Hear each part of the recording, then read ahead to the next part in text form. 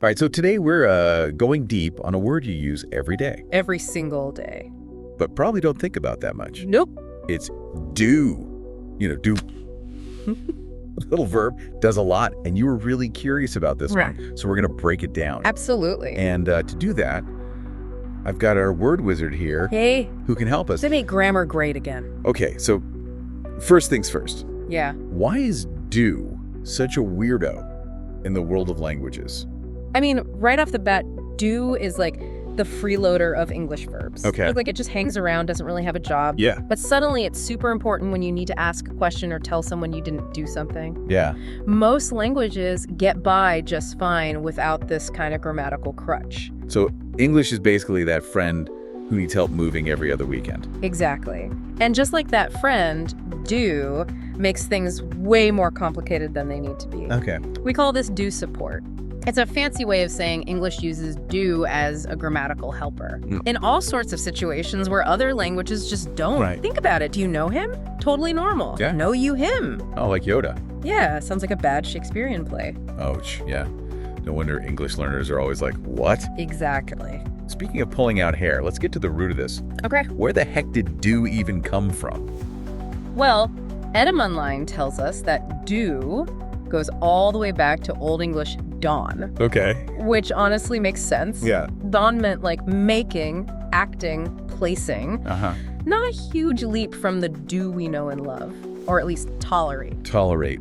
Okay, so the meaning hasn't really changed that much, but when did this whole do support thing come into play? Yeah. Did English speakers just wake up one day and decide, hey, let's make grammar more complicated? Here's where things get a little juicy. Oh. Do as a helper verb, the kind that just hangs out with other verbs, Right. didn't show up until Middle English. What? So yeah, for centuries, English speakers were getting along just fine without it. Wait, so this whole do support thing is a relatively recent invention?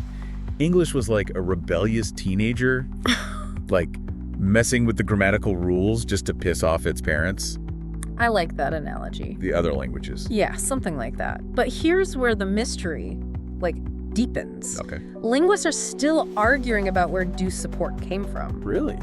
Some think it was always lurking in the shadows of Old English, but people thought it was bad grammar, like wearing socks with sandals.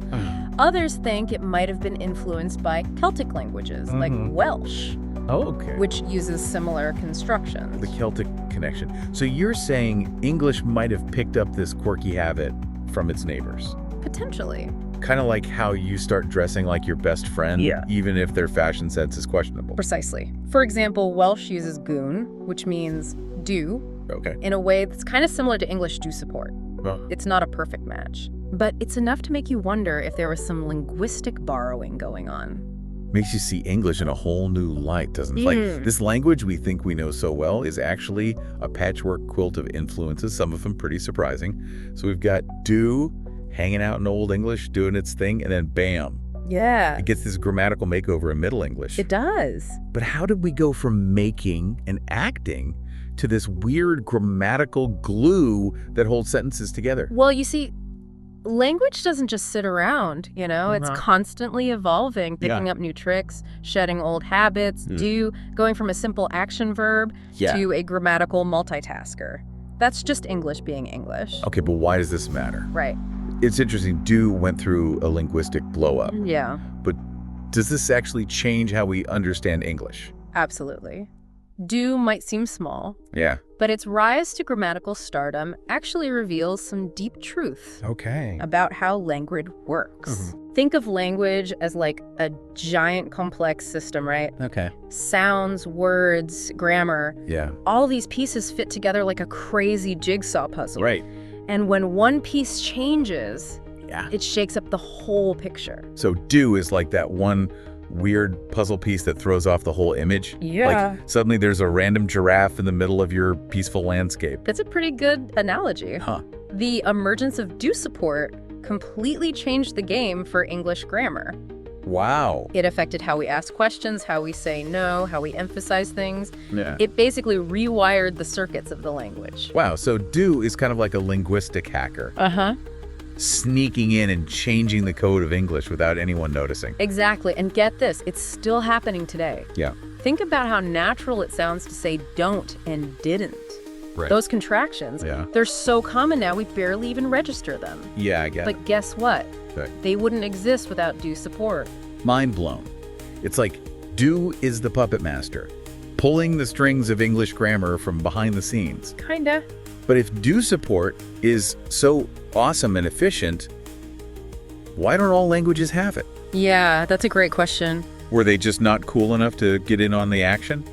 Well, it's not about being cool or not. Okay. Remember, language changes happen gradually, often due to a bunch of different factors. Social changes, contact with other languages.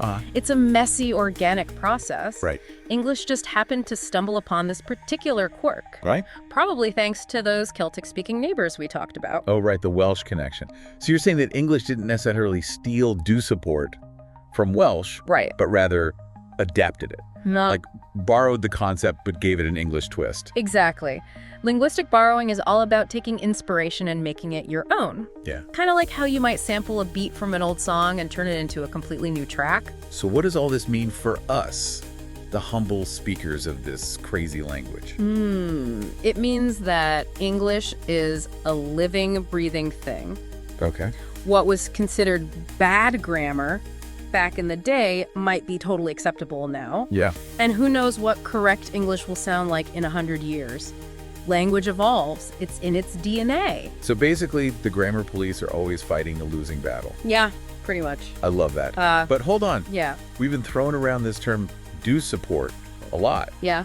Maybe we should break it down for our listeners who aren't, like, linguistic nerds like us. Okay, sure. What are the main ways we use this do support thingamajig in everyday English? All right, let's get specific. Okay. First up, forming questions. Okay. When the main verb isn't one of those fancy auxiliary verbs like be, have, or will do, right, swoops in to save the day. like a superhero. Instead of saying, want you coffee? Like some kind of grammar challenge Yoda, we say, do you want coffee? Much better. Yeah. Do is the grammar superhero we didn't know we needed. It is. But let's be real, sometimes do feels like that friend. Yeah. Who always tags along, even though they don't really contribute much. Okay. Like, what's the point of saying, I do believe, when you could just say, I believe? Right. Isn't that just adding extra words for no reason? But there's a subtle difference. Okay. Adding do, in that case, adds emphasis. Like you're really trying to drive your point home. It's like saying, look, I'm not messing around here. I really, truly believe this. Okay, I see your point. Yeah. It's like do is the linguistic equivalent of bolding or italicizing your words. Precisely. It's all about adding nuance and flavor to your language. Right. But don't get me started on the slang uses of do. Oh, we've got to go there. Oh, boy. After all, it wouldn't be a true deep dive into do without exploring its more, shall we say, colorful side. You asked for it. From the slightly dated do in, meaning to, off some, right, to the more modern interpretations. Let's just say Shakespeare probably wouldn't recognize some of the ways we use do these days. Probably not. But, hey, that's language for you. I know, right? Always evolving. Yeah. Always pushing boundaries, always finding new ways to express the human experience. Exactly. And do, in all its grammatical glory and slangy shenanigans, is a perfect reflection of that. It's a word that has embraced change, adapted to new contexts, and somehow managed to stay relevant through centuries of linguistic evolution. Really is something. Pretty impressive for a word that often seems like it's just along for the ride. So, dear listener, are you ready for the final twist in this etymological roller coaster? Ooh. Because we're about to take a deep dive into the philosophical implications of do. Okay. And what it tells us about the nature of language itself. Buckle up, it's about to get meta. Back for more do. Hit me. I'm ready to ponder the deep stuff. Okay, so we've established that do is this grammatical chameleon, right? Right. Changes over time. Yeah, taking on new roles, infiltrated basically every nook and cranny of the English language. It really has. But here's the thing. Yeah. This isn't just some random linguistic accident. Okay. It tells us something profound about how our brains work. Lay it on me. Our brains are wired to find order in chaos. We're constantly looking for patterns, trying to make sense of the world. Right. And language is one of the most complex systems we grapple with. So you're saying our brains are like tiny little grammar police officers running around enforcing the rules. More like linguistic detectives, constantly trying to crack the code. Okay. And do support, as weird as it seems, Yeah. is actually an example of our brains making English more systematic. Really? More predictable. Wait, so you're saying do? Yeah. This word that seems to make English more complicated actually made things simpler in the long run? Yes. How does that even work? Think about it. Before do support took over, English verbs were like a wild west of irregularity. Right. Different tenses, different forms. Right. It was a mess. Yeah. But do, as a helper verb, Yeah. English started to streamline its grammar. Okay. Fewer irregular forms, more consistent sentence structures. Interesting. It's like our brains were subconsciously pushing English towards a more efficient system. Wow. So do is like the Marie Kondo of English grammar. Exactly. It's all about finding that sweet spot between flexibility and consistency. Right. Language needs to be able to adapt and change, Yeah. but it also needs to have a certain level of order Right. and predictability so that we can understand each other. I'm starting to see the bigger picture here. Yeah. Language isn't just a set of rules. It's a reflection of how our minds make sense of the world. Exactly. And do, this seemingly insignificant word, Yeah. is a tiny window into the vast, intricate workings of human cognition. I like that. Mind officially blown. And this brings us to a question that has puzzled philosophers and linguists for centuries. Okay, give it to me. Is language something we invent? Okay. Or is it something that emerges organically from our cognitive ability? Whoa, now we're getting really meta. I know, right? I feel like I should be wearing a beret and smoking a pipe while we discuss this. Haha, whatever your philosophical attire. Right. The point is that do support is a fascinating case study in the interplay between nature and nurture in language. Nature and nurture. It suggests that our brains have a natural tendency towards certain grammatical structures. Okay. But those structures can also be shaped and molded by cultural and historical forces. So it's not a simple either situation. No? It's more like a complex dance between our innate cognitive wiring and the messy, ever-evolving world of language. Exactly. And who knows what the future holds for do.